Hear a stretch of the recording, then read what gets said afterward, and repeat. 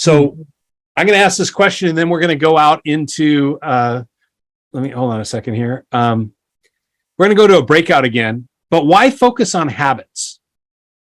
Why is that important? What does that do for us instead of just focusing on like the components and all that? Why would we focus on habits? I'm going to send you back out into the rooms, and we're going to take about 5 minutes or so to do that. And I'm going to turn you loose so that I think I created a space here. Maybe not. But all I want you to do is put Post-it notes around the breakout group thing on why focus on habits. While you're talking in the breakout rooms, just, talk. This is another thing that you do when you're doing divergent thinking is think it, speak it, write it. And that gets that process out there. So as you're talking, just be putting Post-it notes up. Doesn't matter if you're repeating things, just get them out there. So I'm going to release you, and I'm going to send you out to the breakout rooms. We're going to give about 7 minutes to generate why talk about habits. On your mark, get set, go. Okay.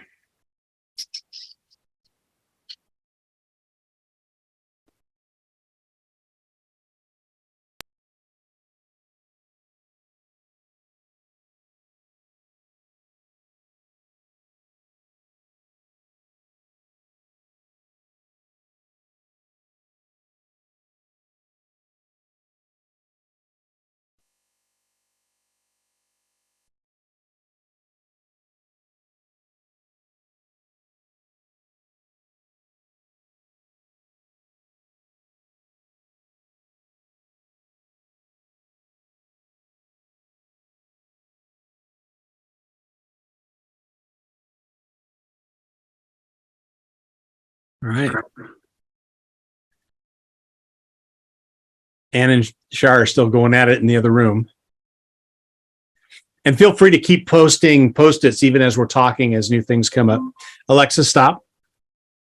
There's my high-tech timer right there.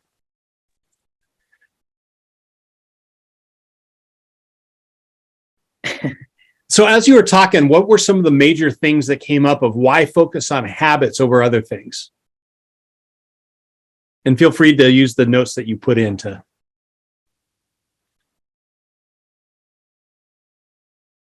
What we said I started us off by talking. Go ahead, Ann. Oh, okay. What we said in our room is that habits reduce distraction, which would impede your creativity, really. If you're doing something by rote, you're not thinking about it, so then you're free. Your imagination is free to bring in the creative ideas, if you will. What else? Yeah, go ahead. Kara, you were going to say something. Yeah, it's Kira. Kira, I'm sorry.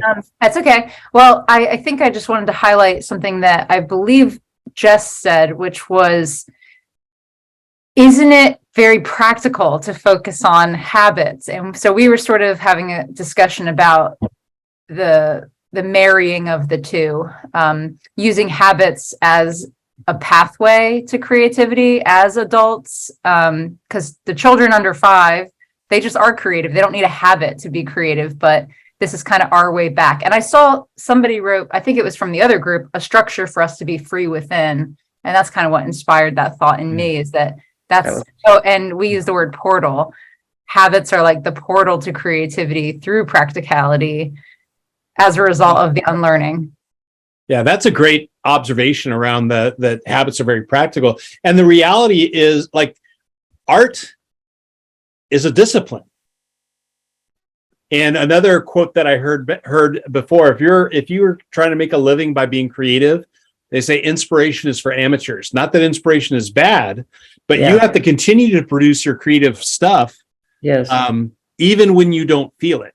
Yep. And that's, there's that freedom of creativity, but there's also disciplines as you apply your creativity. Mm-hmm. The idea that an artist, I can't remember, they'll do studies before they actually produce the art. And that's that kind of habit and discipline, so that when it comes time to produce the art, they've already created a habit, even just on that subject. One of my mentors, a guy named Fred Harburg, was one of the major instructors at a place called Human Performance Institute. And they work with like professional athletes, but they also work with what they call corporate athletes. And one of the things that they noticed in doing that is that it's not about discipline. Everybody has about the same amount of discipline, but the way that you get there is through habits. So when all these people that are talking about discipline, you think about the discipline in the military. That happens because they develop habits through basic training and officer candidate school. And now they have that discipline to perform those particular things. And the idea behind this is going, you know what? You may think that you need to have discipline and I just don't have enough of it. Habits is how you get discipline. Habits is how you develop the competencies. Habits is how you develop skill sets. And you hit it on the head. Once it becomes a habit, it becomes ingrained and it's your defunct operating system. It's where you go to. So that's why instead of, and we could focus on what are the attributes of a creative and attributes of a practical person, but attributes, you can't change those. You can build skills and competencies through habits. And somebody put in there, we are what we repeatedly do. Yeah. And then it becomes, you get disciplined through the habits, and then you just have to be present enough to make a choice about what you need to be.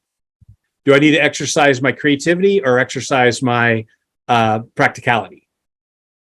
So making sense so far? Yeah. Yeah. Okay. What I'd like you to do is just, if everybody can just stand up and take one lap around their chair, just because we've been sitting for 45 minutes.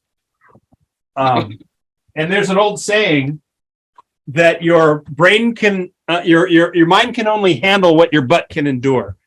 So